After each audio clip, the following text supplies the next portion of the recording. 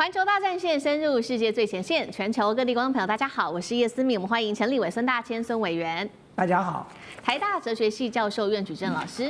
思明好，各位观众朋友，大家好。好，还有资深媒体人彭华干哥。思明好，大家好。好，观众朋友，今天节目一开始，我们特别来关心到的是，确实今天是耶诞节，本来应该是耶诞节，但是在美国却如此的不幸，是耶诞节崩了吗？因为尤其美国在消费、房市、就业三线失火，现在呢，根据统计，美国有50万人都是住露营车来长期过夜过冬的。另一方面，中国大陆则是改变了它的经济的战略啊，连12个月是默默的囤黄金，是为了什么？在做什么样的准备呢？今天就这些议题，我们会一起的来做关心。好。确实哦，今天耶诞节对于美国的部分家庭来说一点都不平安。10月份开始，我们看到美国的消费者对于耶诞节礼物啊这种全体的消费可以说是大降温，尤其在哪一些族群呢？18到28岁的年轻族群啊，他们在耶诞的这个购物上面支出直接大减了30%，就是因为对于经济接下来非常的不乐观。另外，整体做了一个统计，每位消费者在今年呢，光是圣诞节的支出就已经较去年同期暴减了1552美元的一个金额。那尤其现在更是受到川普关税战的影响。我们看到耶诞的商品，因为要课了这个进口的关税之后，所以呢，它的这个进口量，耶诞商品进口量年减幅高达了25%。尤其这个最热门商品，也就是最有象征意义的圣诞树哦，中国大型人造耶诞树现在价格进口到美国高达了500美元，换算新台币，一棵树竟然要1.5万元呐！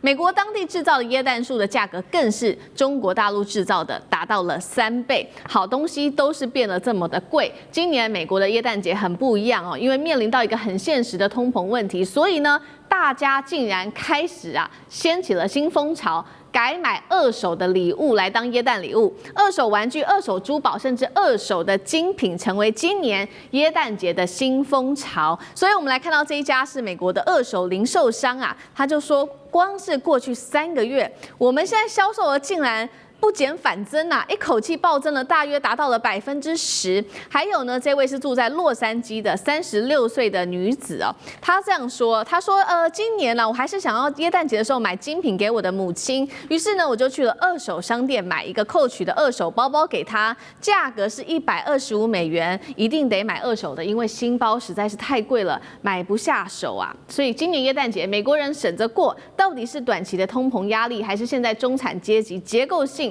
面临消费降级？苑老师怎么看？我觉得这里面有一个观念呢，省着过是我从来没有想到美国人的生活会有省着过的概念。美国人基本上的话呢，连冷气一开整栋大楼他坐中间一层，美国人都是大浪费啊，这个是大家都知道的事情。但是这里面的话讲的问题非常有趣我跟大家分析一下其实讲起来，你刚刚讲到那个二手的 Coach 我对精品的懂一点，在欧洲待的久这个 Coach 算是精品当中最便宜的啦，大概已经最好的 Coach 大概就是就不得了了，大概就是300-400块美金了，这个大概就可以买的新的。所以为什么连 Coach 都要买二手？这个表示美国确实是面临了很大的经济的问题。美国经济问题的话呢，分成3项。我要纠正大家一个观念大家都知道在美国赚钱是很难的。美国人想赚美国人钱，中国人到美国的话呢，原来我们只听过成功的故事，什么黄仁勋啦，或者张忠谋什么的，胡扯八道。我跟你讲，在美国的生活非常困难。大家不信的话呢，到纽约看看法拉盛那边的中国人是怎么样求生存的因为赚钱是不容易的。这也是为什么美国人非常小气。第二个，关税的目的是什么呢？关税目的就是说把人家东西弄得很贵那么这个自然就有通货膨胀。通货膨胀没有短期的，通货膨胀就是价格的。但是大家要了解这个关税是依照川普来的，太突然了。美国人是不存钱的，你要了解美国人的理解是认为说是富豪就是能够欠人家钱的，到银行贷款。所以美国人话呢，打完拳击就是那种超级几百万、几千万的别墅住子就是因为人家会贷款给你，表示你未来有前途。所以美国基本上欠钱的。那另外的话呢，我必须要强调一件事情你可以看到说那个圣诞树为什么卖到15000台币？事实上以前的话呢，我觉得圣诞树大概150就差不多，为什么差100倍呢？原因就是那是美国制造的，是任何的 Made in USA， 你算美国人的成本、美国人交通运输以及美国人临时在这边的投资，这一切都是虚伪的经济。经济最重要的就是自由，自由其实就是透明，货畅其流，人尽其才所产生这个结果。美国现在一般人面对的生活的困境，我告诉大家一件事情，这个只是刚开始而已，这只是川普上台后的第一个圣诞节，接下来还有好几个都会按照这种情况来发展的。大家只要看到美联储一直迟迟不肯降息，就是表示美国的通货膨胀是很严重的。好，现在我们看到的是光是耶诞节哦，民众是消费力大降级。不仅仅现在是整个耶诞节，我们来看到，如果宏观一下美国现在整体的经济状况，我们从3个方面来做解读，其实也不乐观。第一个就是有关于房市在翻车，第2个是人民住不起房子，现在往车子里面露营车住露营车的数量竟然暴增，第3个就是就业持续的走衰。好，我们先来看到刚刚讲的第一个，房市不景气，房市翻车，经济火车头。尤其现在呢，我们看到这个调查显示，10月份全美53%的房市估值都在下跌。包括了哪一些地方是重灾区呢？现在预估看起来整体是落在美国的西南部还有南部地区。其中几个地方重点城市，像是我们看到丹佛这个预估的房市估值下跌了，竟然高达了91%。好，南部的奥斯汀89%，Dallas 跟凤凰城更是高达87%。所以呢，住不起房子的话，现在房子看来薪水也不够，所以他们就住到了这个露营车了。那露营车里面，这个是来自于露营车产业协会做的预估，现在全美48.6万人长期住在露营车里面，这不是真的在露营是因为真的现在住在房子里面的消费实在是太高了，所以这个数字更是创下了2021年的2倍以上。而且这些人1/3是带着自己的孩子、带着自己的家庭住露营车的，这些人大部分的年收入在美国是低于$75,000的。刚刚讲了嘛，不仅仅是在房市受到影响，包括了现在失业率，美国11月的失业率是4.6%，数字创下了4年来的新高。好，这是美国的部分。那另外一方面，中国大陆呢，我们来看到它也在持续的调整它在经济上面的战略，这一回进行的叫做去美化战略。光是统计到10月底，我们看到中国大陆黄金储备7400多万盎司已经连续12个月都是增持黄金的，采用的方式是低量多次，慢慢的买进。10月黄金价格一度冲上了$4294。请教干哥怎么看？中国持续买黄金去美元化，会是在为下一轮的金融动荡做提前卡位吗？为什么大陆要一直买黄金？它的策略是什么？到10月底中国黄金储备量达到7409万盎司那这什么概念？我告诉各位，就是大约等值于3000亿美金的黄金储备。但是我可以告诉各位，这个是你看得见的，实际上绝对不止这个数。因为国际金融专家也讲说，到底中国有多少黄金啊？我们说句实在话，没人说得准。但是你可以知道荷兰的黄金储备，你可以知道德国的黄金储备，你甚至可以知道美国联邦储备银行的它的那个储备量台湾的你也知道，中国你不知道。但是我现在告诉你，我们大概7400多万盎司是你看得见的。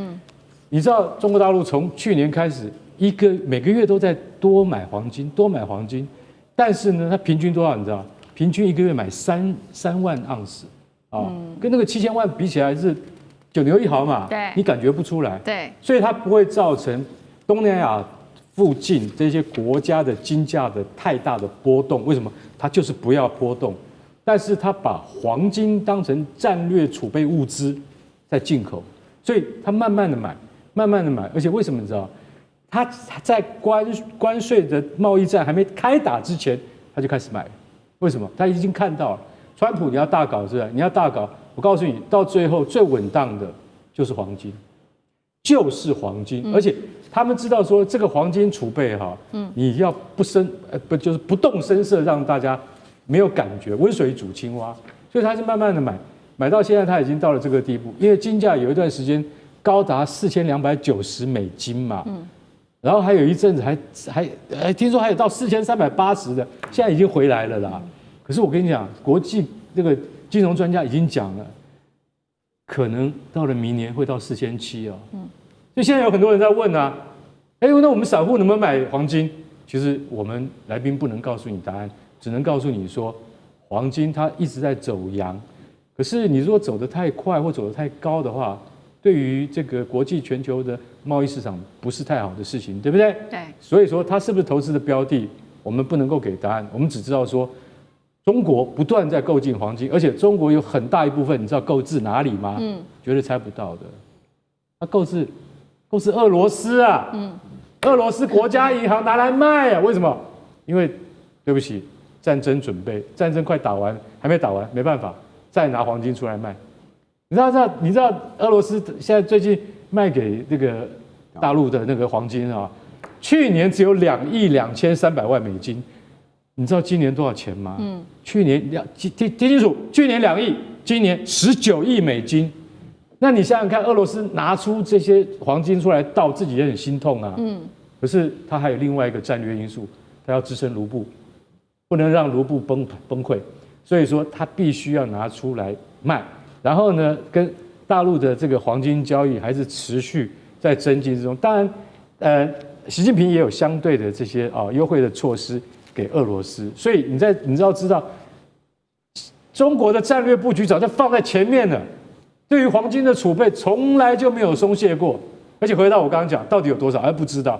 所以说你要晓得说，在大陆它的整个的国家的政策上面，对于黄金它是非常非常重视的。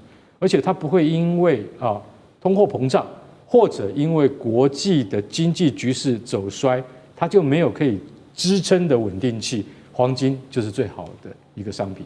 好，谢谢干哥。那我们再回到说，刚刚也提到了嘛，美国的经济问题。刚刚说这个房市预估值，全美53%房市预估值都在下跌，同时呢，就业数据表现不好，再加上消费同时降温，还有50万人住进露营车里面去，美国经济还有办法软着陆吗？那这个50万人住露营车的数字要不要担心？委员怎么看？我觉得美国的经济要软着陆不是一件容易的事情哦。大家不要看别的，就光看川普在12月17日，他在这个美国的新闻联播的黄金时段发表了一个18分钟的讲话。通常美国总统在这个岁末年终会忽然之间在黄金时段针对全国这个美国人民来发表谈话的时候，只有2种可能：第一个要发动战争了，然后第二个就是美国遇到重大的冲击跟伤害。所以大家就在那个时候在想说，川普是要打谁了呢？忽然之间把这个时间这个 book 下来黄金时段他要自己出来讲，就没想到川普自己出来讲了18分钟，这18分钟不断的在解释说他为美国经济做了什么不断的这个在跟大家保证说他将来还要做哪些东西。所以当你看到川普这个面色凝重，不像过去这么从容悠哉的然后这个快速语速急速的在18分钟之内把这个话讲完之后，其实你可以强烈的感受到川普的焦虑了。他的焦虑是来自于什么？来自于他的民调已经跌破这个4成了，只剩下3成多，有的说他只有3成5了，有的说他3成1了那么在这种情况之下，他当然要进场来救民调所以很显然的，他那18分钟要做的只有一件事，就是做信心喊话。但是这种信心喊话恐怕没有办法真正的解决美国现在的问题了。坦白讲，我是很喜欢川普的，因为我一直认为川普是中华民族的民族救星所以我一直希望他留在那个位置上。那我当然希望说他还能够赖在那里啊，就是说他不能够那么快走啊。那么因此我要讲说，可是美国现在情况真的很糟。所以你看，我们今天讲房市下跌，各位知道房市下跌马上冲击什么？马上冲击银行。因为美国的房市很少人是拿现金一次买完的，都是贷款的。当房市不断的下跌的话，各位知道那个抵押品的价值就在跌了，跌到了某一个点，对银行来说，它就要断头嘛，它必须要保住它的资产。它如果没有保住，那么现在美国的这个银行的这个房屋的贷款，它就等于是会造成银行的冲击啊。所以如果房市在持续的往下跌下去，美国一定会有很多银行会面临破产的问题啊，因为它的贷款它收不回来了它的抵押品已经这个不符合价格了，或者你就逼着美国的人民，因为他被银行催缴，他必须把房子卖掉，所以这就是为什么我们刚才讲的有这么多人要去做露营车了银行体系从 local 一直到 global 这个到全国，到这个 national 到全国的这个状况，这个是一路的延烧上去的就是说你从一点一点的慢慢扩大下去的话，你最后就会造成一个很难以收拾的状况。那第二个我们讲的是就业，失业率美国现在在上升，一点都不意外的原因，是因为 AI 时代来临了，所以整个的产业结构，所有的这个人力配置都开始重新调整。不只是传统产业，因为受到了 AI 的冲击，开始裁员。我说过，连高科技产业裁人都没有手软哦。对，美国的5大 AI 巨头都在裁。Microsoft 的裁了上万人，这个 Amazon 要裁3万人，现在裁了快15000人了，每一家都在裁。他裁了状况就是造成说，如果连高科技都在裁，传统产业也在裁，那当然美国的失业率会一直不断的上升啊。不要讲别的，光讲我们自己数字王国这家电影视觉特效公司，我最近就拍板说我们要裁全美，我们要裁30%到40%的人，因为 AI 的出现之后，对每个产业都造成了冲击。我的人力需求没有这么高了，我不要负担这么重的人力成本的，所以失业率要下降很难了哦。那再来，你 CPI 就是通货膨胀开始不断的往上升。我们刚才看到了这个新闻的数据说，买一个2手的 Coach 包包要$125，$125我都快要吓死了。就是如果有去过美国的朋友就知道说 ，Coach 在美国的 Outlet 其实不是一个很贵的品牌哦，所以呢，我们台湾的观光客到 Coach 都是扫货的嘛，大概来就开始扫。日本这个观光客早期最喜欢 Coach， 就一去就是整个都把它扫走了嘛。当然，你现在还有一些什么 Michael Kors 啊，什么各式各样的品牌，但是 Coach 基本上它的价格没有那么高，一个2手的东西要卖到125，那真的是非常惊人的天价了。但是重点不是这个，它不是奢侈品的问题，它的民生必需品，它的价格也在涨啊。所以各位知道，就是说对一个国家来说，当你的失业率上升，当你的 CPI 也在上升，你就是被判了双重的这个夹杀了死刑了。就是对美国的 Fed 来讲，它通常要不要升息，它就是看这2个数字嘛，失业率跟 CPI。如果失业率上升了，代表经济量能不够，它必须要释出更多的资金到市场上来。如果 CPI 太高了，通货膨胀起来，代表市场的资金太多，它必须要把钱抽回来。但是如果这2个都上升的时候呢，它就两难了。我究竟应该放钱还是不该放钱呢？那如果再加上房市开始下跌，银行头寸越来越紧，那我不得不被逼的再放更多的资金。所以你看到联准会最近宣告什么？他宣告美国接下来还要再升息，这个降息1码，等于是再降1码，再放钱进市场。同时 ，Fed 准备要去买400亿美元的短期公债。各位知道，对这个联准会来讲，他去买短期公债代表什么？他拿什么买？他当然拿美金买，所以代表说他又在投400亿美金到市场里了。所以这个市场已经通货膨胀了，钱已经太多了。然后你现在再降息、再投钱，那你这个通货膨胀就一发不可收拾了。所以我要讲的说，对美国来说，它要软着陆，恐怕真的不是一件容易的事情哦。那么当然还是回到我先前讲的啦，我是希望川普能够顶得过去啊，因为他毕竟还有1-2年的时间，就是中华民族的伟大复兴大业还没有完成啊，所以川普同志要继续努力啊。好，谢谢委员。那我们休息一下，马上回来。地缘政治、美中之争、战略价值、强权崛起、小国生存，现在与未来洞悉事件走向，掌握世界脉动，全球观点尽在环球大战线。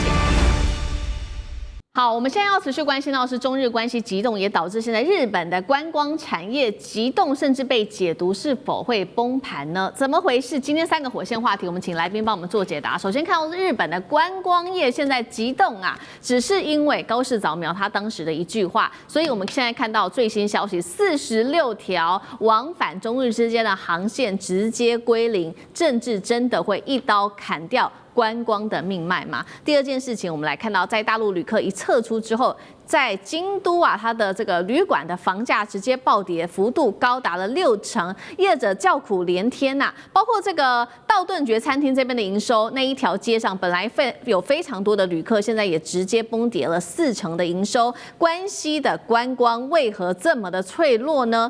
最后来关心到的是，现在中国大陆的旅客好没有消失，其实呢，他们不去日本，去了哪里？贡献了包括在韩国、东南亚、欧洲都接住了来自于大陆旅客客的红利，日本成为唯一被中国市场淘汰的国家吗？今天就这些议题，我们会一起的来做关心。好，赶快来看到，就是因为当时高市的一句话，我们刚刚提到的嘛，中日航线取消哦，明年1月已经确定了，2195班取消率竟然高达40%，46条中日航线2周会全面归零。接下来看到的情况就是大阪、京都、名古屋到福冈，整个街头人超级少，几乎没人了。那日本对它接下来会有它的观光产业来说，会造成多大的冲击呢？我们首先看到，除了说刚刚提到的44万旅客会丧失之外，总共是涉及到26座大陆内地的城市，18座日本的机场哦，还有这个关西航线成为最大的重灾区，超过10条航线也直接停飞。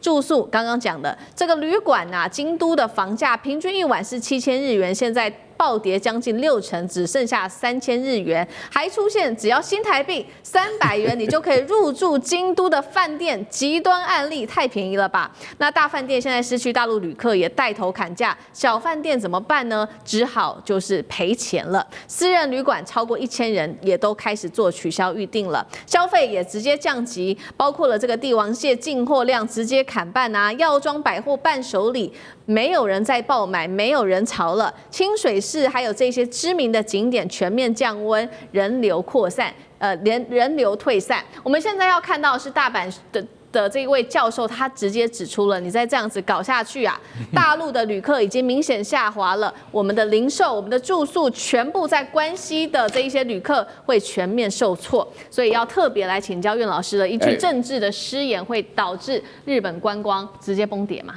我们呢，通常来讲，去日本最著名的观光景点呢，就是金板神，也就是关西地区，就是京都、大阪跟神户。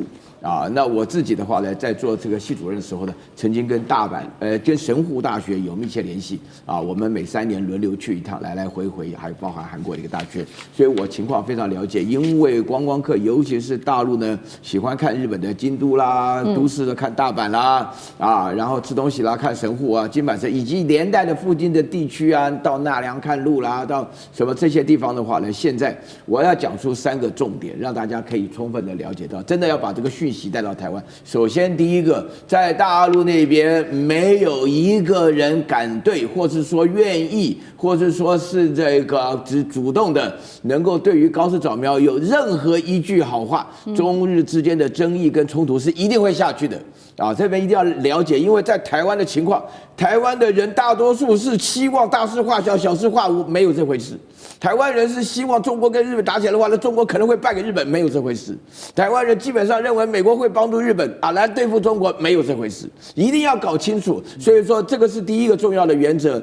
然后第二个原则的话呢，这个大陆只有讲说你们现在不要去日本玩了，就赶快回来吧。所以说这里面出现的一个结果就是这个样子，就是我们代表14亿人的心情来讲这个问题的时候，就是说只有日本人跟少部分的台湾人搞不清楚的状况，还会出现啦啦啦叫的不同的看法，不同的看法的结果就是自己要面对这种情况，因为日本突然感觉到大陆是面对3场战线，一个是经济战，就是包含观光；另外一个就是科技战，就是讲到稀土什么的；还有一个就是外交战然后最底下的话呢是军事战。还有第3点那个问题的话呢，就是日本人本身来讲的话，他们口嗨派跟他们的务实派构成了极大的冲突。他们口嗨派讲说不来正好，安静得很，街道清洁多了，看到中国人就讨厌。基本上就流露出来，这个情况只会越来越严重。所以大家心里要了解，那谁最清楚呢？台湾人最清楚啊。台湾人基本上是用日本人的眼光来看中国人这最清楚。所以你在这种情况下，我在这边大声的呼吁大家一定要注意，我敢在这边预言，这个冲突不会简单结束的。一开始我就预言，很多人讲说大事化小，小事化无，我说不可能，我就不干，我就不会答应像我本身我不答应的话呢，也代表很多人不会答应。所以我自己的话呢，最近去了一趟大陆，他们发觉在大陆本身来讲，一般老百姓都没有任何意见，完全听政府的，政府的结果就这样子。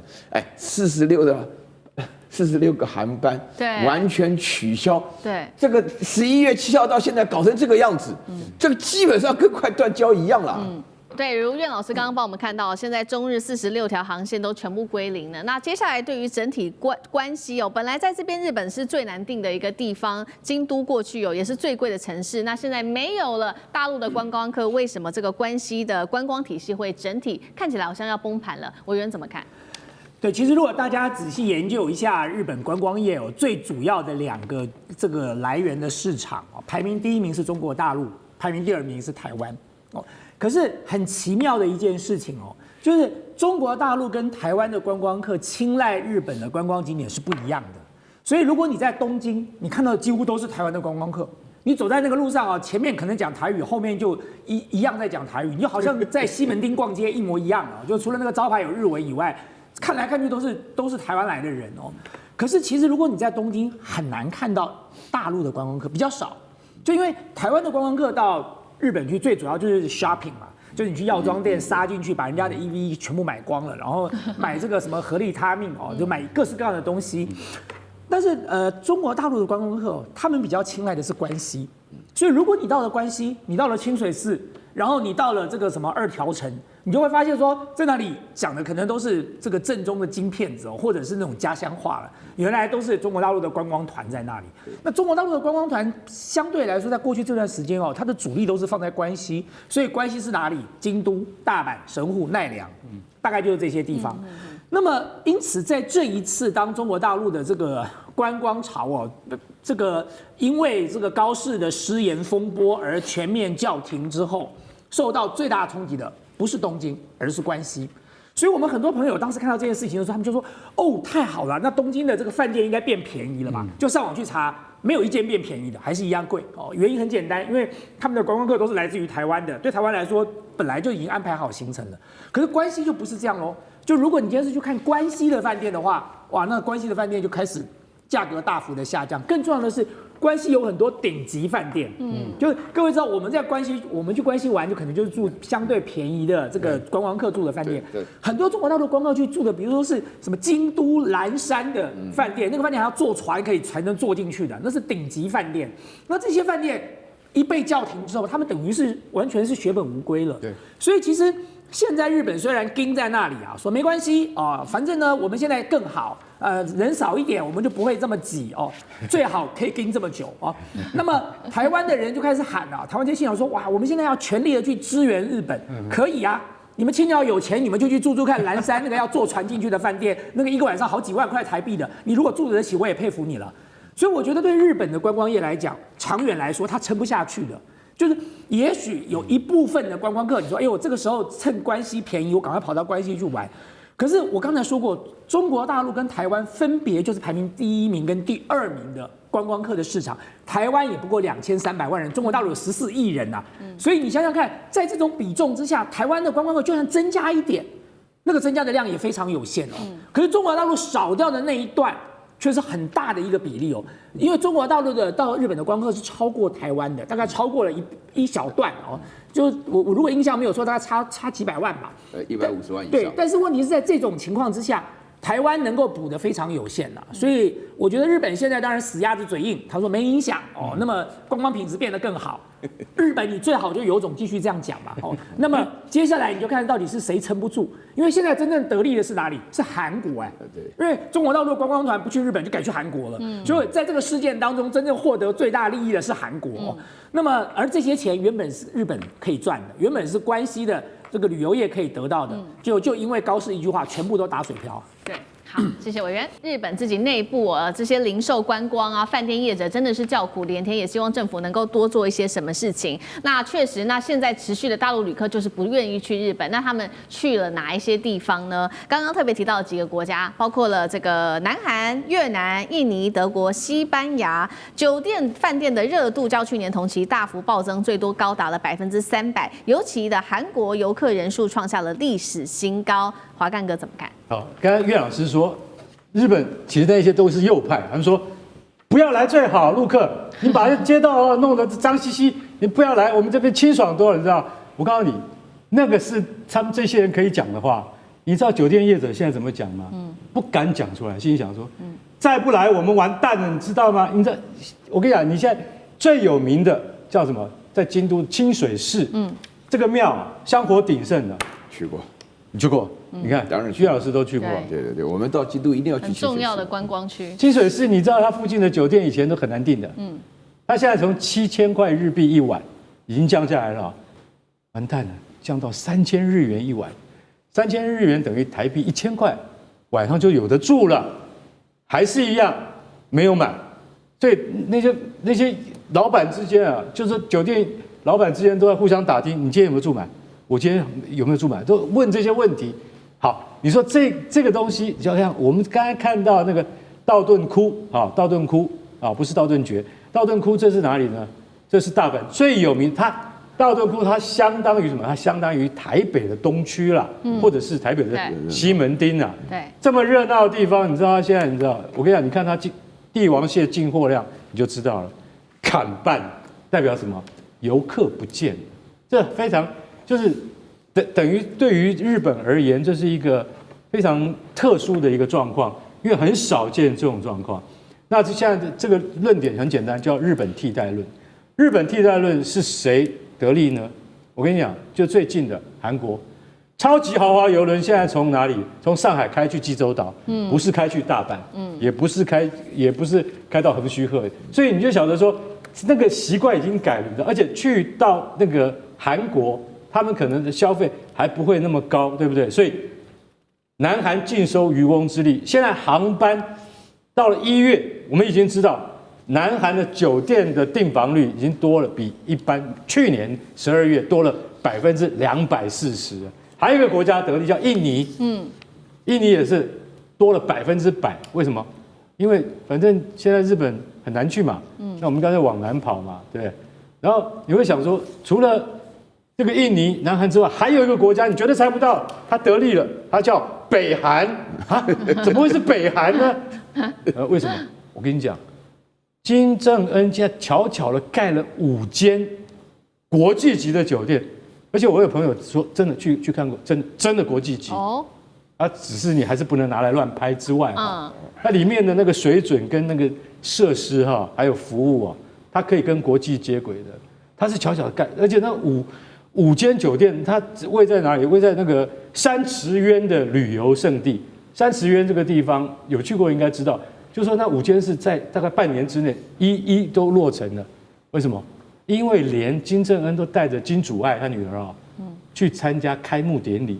然后金主爱表演滚床单给你看，就在那个床上这样滚过去，说：“哎呀，这个好棒，好舒服啊，爸爸，我们也要住一晚。”意思是什么？意思连北韩都很重视了，都很重视，因为去北韩旅游的性价比当然比一般的国家来得高嘛，所以你就晓得说，现在日本替代不是不可能，但日本替代这个概念会不会成为就是未来的一种，就是说旅游的习惯或方式？现在我们还可以再继续观察，因为日本永远是贵嘛。但是呢，现在有一个叫什么？叫4条河园町在哪里呢？在京都。4条河园町，它什么药妆店？你们最喜欢去的，女孩子最喜欢去。4条河园町是一家店，很大，可是通常呢，听说100多坪，可是通常呢，你到了那门前挤不进去，为什么？排队排到都是讲中文的在揽生意。对，岳老师完全讲对了。对。4条河町，坦白讲一句，都是陆客在支撑的。没有陆客的时候，日本当地的自己的消费者也很多。可是多了陆客之后，老板就很开心。为什么？水泄不通，挤得进去挤不出来，这样很开心，对不对？他说现在畅行无阻，没有人，没有人啊！所以在大马路上你看到没有人的情况之下，对于日本的经济的冲击有多大？很多人都认为说这不是正常的现象。那高市早苗他其实在一部分的那个外交政策上面，他应该到了时机的时候，应该必须要改弦易辙，不然的话，大陆的报复手段还有很多。好，谢谢干哥，那我们休息一下，马上回来。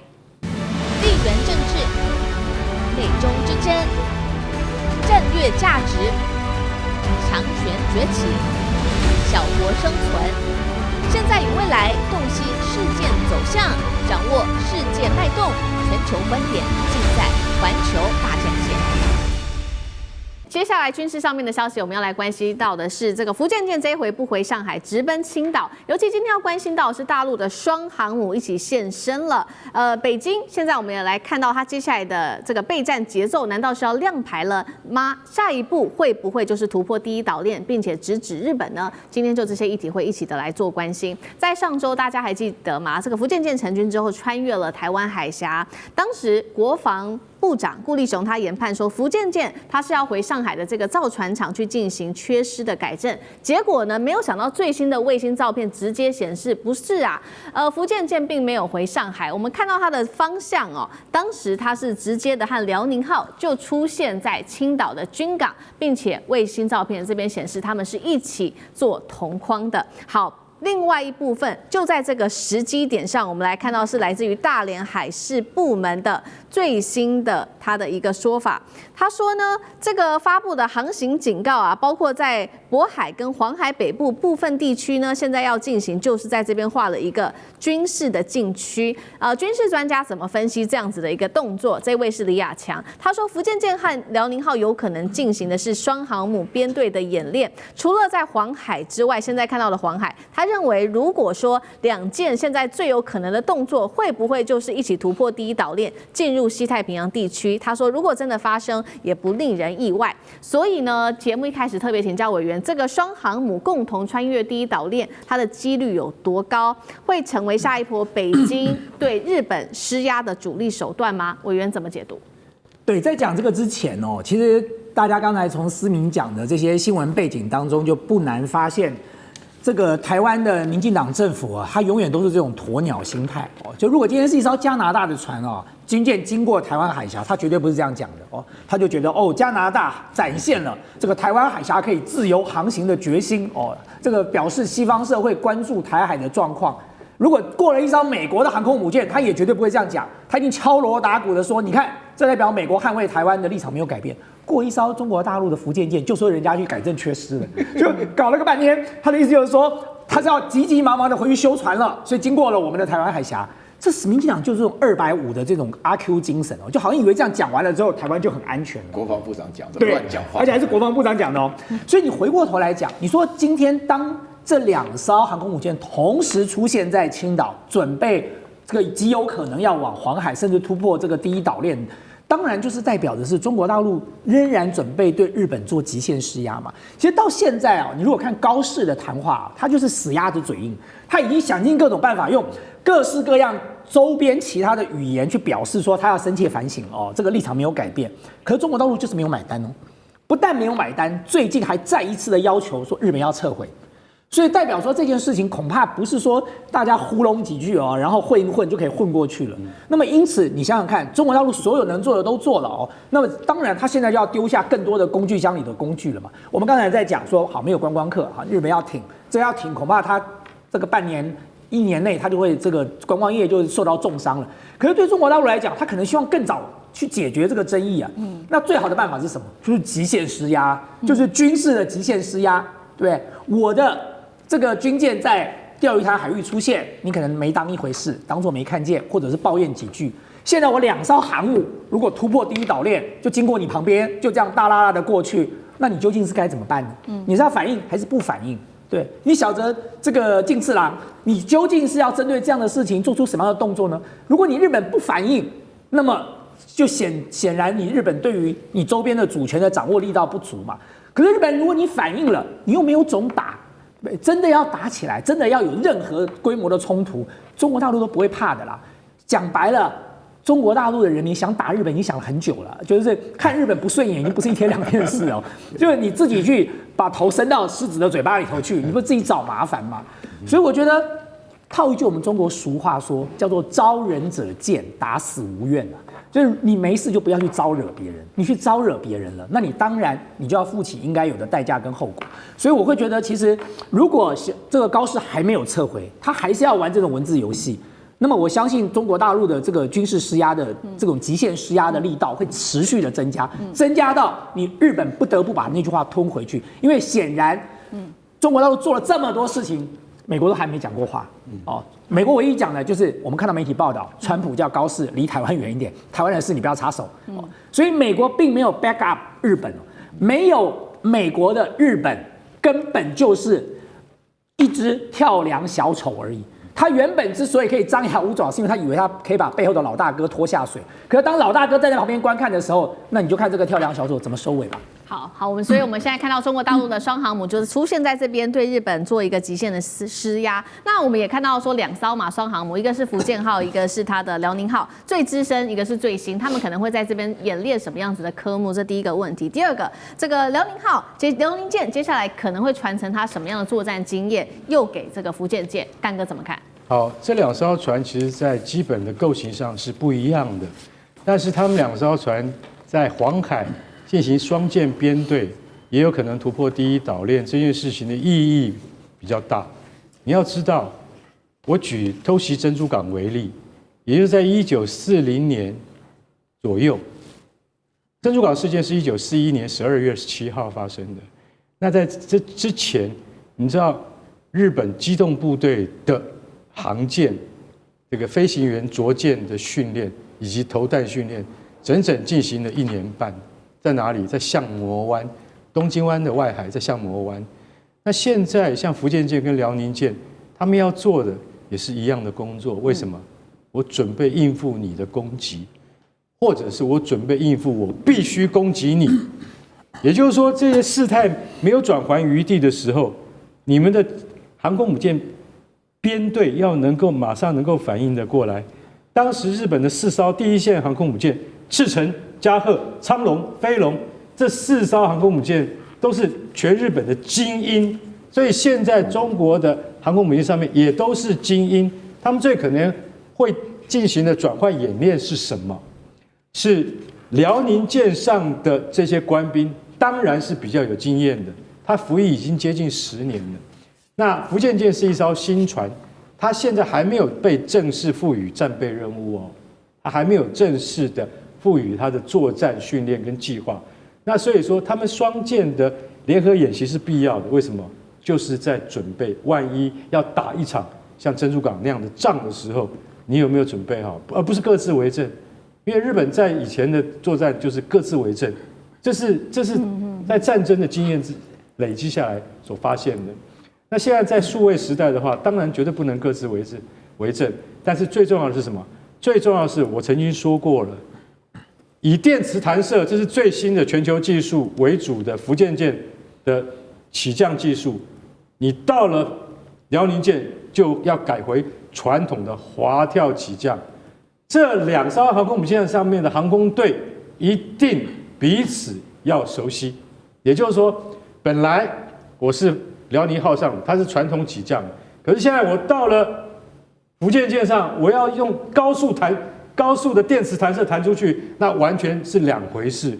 你们2支航空队能不能互相替补，能不能互相交换？你不要到时候真的打起来了，那艘船你落不下去，那艘航空母舰落不下，为什么？因为没有交，所以这才是重点。重点就是说，因为我们知道，除了辽宁舰是传统母舰之外，还有一艘山东舰也是滑跳起飞的。所以福建舰有带领他们，也有像老的这些海军航空那个飞行员那个求教取经的那个经验。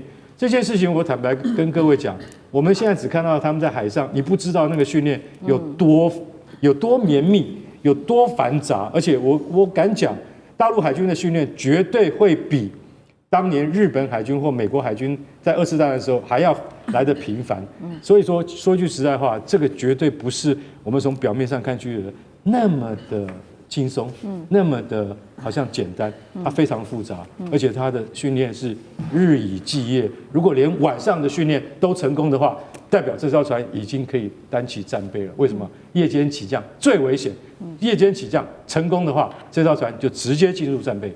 好，一方面我们从大陆这个航母的军事动作上面来看一下他们这个备战的一个状况。那另外一方面，其实中国大陆自己内部就人事的变化，似乎也在进行一个备战吗？等一下会请苑老师来帮我们做解读，因为这是最新的人事变动啊。2位包括了是在东部战区的司令员跟中部战区的司令员呢，最新他们在12月22号大陆的这一场中共中央军委上面举行了这个叫做晋升军衔的仪式。那习近平亲自受接，他们就2位都晋升为上将了。那大家在观察说，这2位之所以晋升为上将，这当中可以特别观察比较特殊的3点，包括第一点，就是因为这是在习近平打贪腐之后首次的晋升仪式。那这2位他们的背景也比较特殊，过去都是空军，那过往的经历也都没有任何明显的派系背景。其中1位还是今年93阅兵的总指挥。那为什么选这2位呢？是代表空军？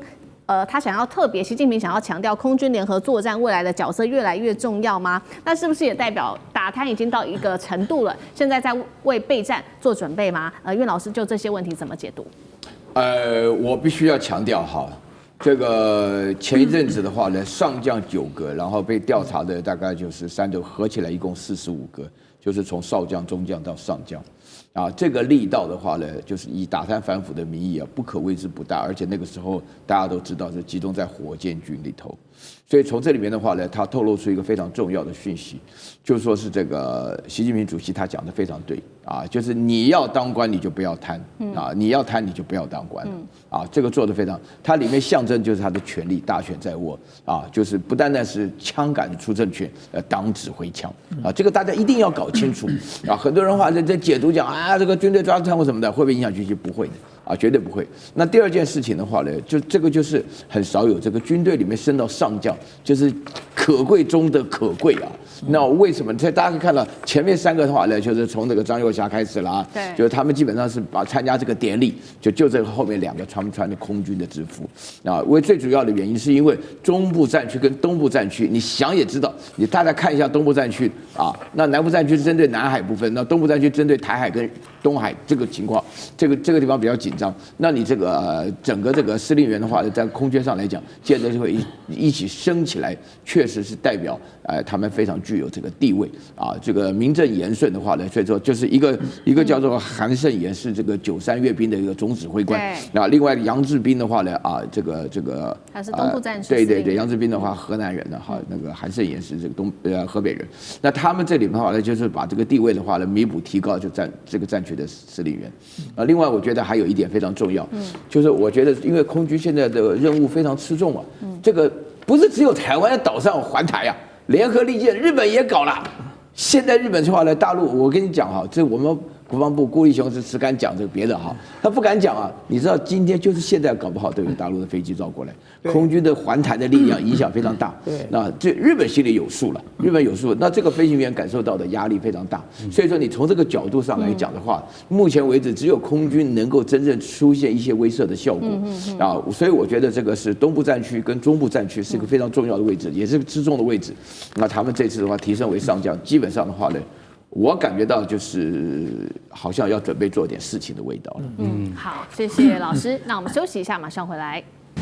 地缘政治、内中之争、战略价值、强权崛起、小国生存，现在与未来洞悉事件走向，掌握世界脉动，全球观点尽在环球大战线。接下来赶快看到，尤其在中东地区这边战事是一触即发了。纳坦雅胡这一回逼川普要点头要开战，伊朗则是飞弹全国已经准备好了齐射了。另外一方面，他们又有大陆的武器来做撑腰，当中包括了有歼20吗？红旗9进场，中东战火还压得住吗？今天会一起的来做关心。这是来自于最新消息 ，NBC 美国的媒体透露的。他说，以色列总理纳坦雅胡12月29号的时候已经预估了他会访问海湖庄园，和美国总统川普他们会一起讨论，接下来他们希望能够再度的对伊朗来发动军事上面的打击，原因就是因为他们认为伊朗从12月22号开始就发起了新一轮的这个弹道飞弹的试射，并且在许多大城市不断的试射飞弹。这当中他们提到的地点包括了有德黑兰、伊斯法罕，还有这些马哈巴德等等的大城市进行飞弹的试射。所以以色列官员这样说，他指控伊斯兰革命卫队可能会有眼转为真正的战争来对以色列发动攻击。以色列宣称的，他说伊朗会由演转战是真的情资，还是他有可能恶人先告状、先发制人的一个铺垫的话术吗？纳坦雅胡他会不会真的成功说服川普先下手为强？成功几率又有多高？苑老师怎么看？我觉得哈，这个我们分时间跟空间来讲啊，先讲这个空间啊，这个海湖庄园 Mar-a-Lago 啊，是川普自己的家，在佛罗里达啊，那有白宫不去。要跑到这个庄园，比如说我跟那个大川，这个大千了哈，我们说有事情的话呢，我有办公室你不谈，要跑到家里去，故意的制造广告。纳坦雅胡自己就告诉人家说，美国最挺以色列的总统跟我之间私人交替，所以他这个空间上来讲，他跑到这里去。他讲到伊朗这边事情的话呢，伊朗有导弹飞过去，老早的事情啊。以色列不是有这个穷那个穷，我们台湾也不是跟以色列要学什么铁穷金穷啊，什么钻石穷一大堆，对不对啊？那以色列怕什么东西呢？以色列基本上要制造出一个事端啊，就是说呢，伊朗呢，他接下来谈呢，就是伊朗现在利用它的那个浓缩铀的部分已经到达了已经是接近了核能武器，或者说就直接制造核能武器。但是呢，以色列要说服这个川普，我觉得说是以纳坦雅胡的本领要说服川普，应该没有很难的。那川普也会形式上讲说，那我上次帮你炸了地底下地洞，对不对？又搞了什么 B2 轰炸机什么的，那这一次的话啊，如果伊朗又犯的话，我再来炸或什么，那以色列一定讲说，来我自己炸就可以了。但是我觉得这个影响的效果是非常严重的，为什么呢？我最近今天我看到这个消息，我就在想一件事情。你知道最近啊，这个官邸的长官呢，就是高市早苗的长官里面讲说，日本应该拥有核武器啊，然后呢，日本的确拥有很多浓缩部啊，日本呢有能力有这个做导弹跟这个核武器都有可能。如果以色列要这样子干到伊朗的这个做这个浓缩铀的这个计划的话，那我就不排除中国也有可能会派歼20来炸他们。我就不排除这个可能性。好，另一方面，确实现在中国的角色也变得越来越吃重，因为现在呢，在这一场战争当中，其实现在唯一起来说是不是要阻止这场战争继续的，就是中国大陆。他现在我们来看到站上了联合国，在12月23号这一天是大陆的常驻联合国副代表孙磊，他呼吁说双方赶快重启谈判吧，并且他也说了武力解决不了问题，他更是直接就向美国喊了一个重话，他说美国你在这个时候不要再孬了，应该要明确承诺不再对伊朗动武，并且主动跟伊朗恢复谈判。他也呼吁欧洲3国，这些都是比较具体的，停止麦克风外交，拿起实际的行动来降温吧。现在看起来是以色列铁了心要美国一起打伊朗，那中国是不是唯一还在劝和的力量呢？这套和平方案真的能够劝和吗？那西方又听得进去吗？这些问题，孙委员怎么看？对，我想刚才苑老师已经讲得很有道理了嘛。其实从上一次这个美国跟以色列联合打击伊朗的核设施之后，大家都可以看得很清楚，全世界都知道以色列是心不甘情不愿的停火了。哦，那原因很简单，因为对川普来讲，他真的在付不起更大的代价了。如果这场战争在无穷无尽的打下去，他当然认为就见好就收了哦。他对以色列有一个交代，也吓阻了伊朗哦。那么，但是以色列没有吃这一套哦。以色列当时就心不甘情不愿，而且不断的扬言说，这个绝对还要再进行另外一次的打击。这个打击根本事实上没有歼灭掉应该有的这个核设施的这些相关的目标哦。所以从那个时候，以色列就早就想打伊朗。现在只是找理由而已啊！就那个时候，他说没歼灭，他就等于是打了川普一巴掌，说你美国没炸到，他又不好意思这样讲哦。那么，但是事实上，他心里恐怕认为，其实伊朗的这个浓缩铀根本没有在那一次的被轰炸当中被摧毁掉哦。所以呢，他就开始找各式各样的理由。那找什么理由可以用呢？现在就来了一个最新的理由，说因为在试射弹道飞弹。那到底试射弹道飞弹为什么一定会射到以色列那里去呢？就做恶人做久了哈，就总是觉得好像大家都会来这一招，但事实上，伊朗闲着没事干，干嘛又要射到你那里去呢？伊朗好不容易才跟你美国达成了一个互不侵犯这样的一个默契了。然后伊朗自己在发展自己的经济，发展自己的这个相关的国防，他闲着没事干去打你以色列干嘛啦？哦，就以色列就是平常就侵略人家侵略惯了，然后就天天躺在那边晚上睡不着觉，就怕人家杀过来了哦，因为自己常干这种事。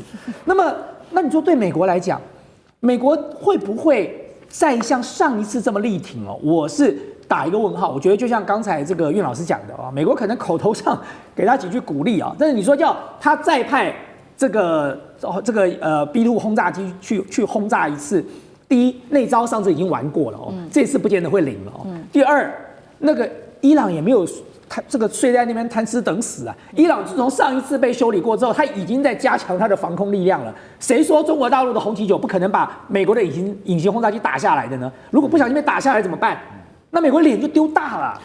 所以他出兵的话，他要先想一想，他上次的那一招已经演过一遍了，他这是再演一遍吗？大家都已经知道你的这个航道在哪里了，大家都知道你要用哪个地方用加油机来做加油了，要长程飞行接力的来打击我了。以色列又不是傻子，这个伊朗又不是傻子，他当然做好准备了嘛。那所以我觉得对中国大陆来讲，当然在联合国发言是有其必要的，因为中国大陆在联合国至少代表一个正义的力量。但你说中国大陆来劝和，我觉得很难的原因是因为美国跟以色列就不会买单啊。中国大陆跟以色列两个已经很不 like 了，彼此之间的关系已经不怎么样了哦。那你说中国大陆去劝和，美国跟以色列会买单吗？我觉得很难。但是现在中国大陆在做什么呢？我觉得这就是美国当初一，中国就当15嘛，很简单啊。你美国不断的在台湾增加台湾的这个军事力量，那我中国大陆也想办法卖一点给伊朗，这有什么关系呢？这很公道吧？大家都在做这个军售生意啊，你可以卖，难道我不能卖吗？所以你要卖多少给台湾，我也想办法卖多少给你的敌人，就这么简单嘛。哦，所以你看，不管是以色列，不管是委内瑞拉，都是一样的，他们大幅度的跟伊朗跟这个中国大陆跟俄罗斯去做军事采购，就是因为这个原因啊。那么当然，我觉得像刚才这个苑老师讲的另外一个非常重要的重点啊，就是说，如果今天真的这么干了，他的确给北京政府一个很好的理由，就是你高市有种就不要来给我搞核子武器，你搞了，反正你美国跟以色列演过一次嘛，对不对？你们演过一次了，那这次换我来，那你也不要在那边啰嗦了。是，确实如说委员说的，现在以色列之所以这么怕伊朗，也是担心他随时打过来，就是因为现在以色列看到伊朗整体呢在军事上面，尤其是军力上面的变化，已经远远超过当时记得吗？今年6月他们双方打的这个以12日战争的水准了。那我们来看到伊朗最近有什么样比较具体的军力上面的变化？首先他这边根据了解，已经可以产出年产量3000枚弹道飞弹的能力了，并且开始系统性的做这种空中战力的升级。那武器他们从2个国家来买入，刚委员帮我们提到的，除了中国大陆的武器之外，其实还有俄罗斯的武器。先来看从中国买了哪一些武器，画面上 CG 我们看到3个，第一个歼20，第二个红旗9，最后是歼14的雷达。下面我们来看到俄罗斯，则是这个伊朗跟俄罗斯买的武器2款 S400防空系统，还有它的苏35的战机等等。那所以中俄现在援助伊朗战力提升非常的快，是因此让纳坦雅胡紧张了，坐不住了吗？所以他这时候要先出手。哪一款武器现在看起来是以色列最担心、最害怕的？干哥怎么看？其实刚才大千讲的完全正确。伊朗再射飞弹的可能性，国际观察家预估50%以下，50%已经是非常非常的宽裕的形容词，因为现在可能性很低啦。那为什么有人就跳出来说没有？我告诉你，就算有10%的话，我们也应该要先采取手段。那个人叫做尼坦雅胡，他就说，我告诉你，只要有10%的话，都会很惊人的。为什么？因为大家已经知道，这从6月到现在已经补足了3000枚飞弹了，是真的，是真的。伊朗真的补足了，从中国跟俄罗斯双方面进口。那跟俄罗斯进口的当然是主要是防空飞弹，S400跟S500，像这样子的防空飞弹。可是另外呢，跟中国进口的飞弹那是秘密。为什么是秘密？因为可能有东风系列的战术导弹。那个以色列他就发现说，其实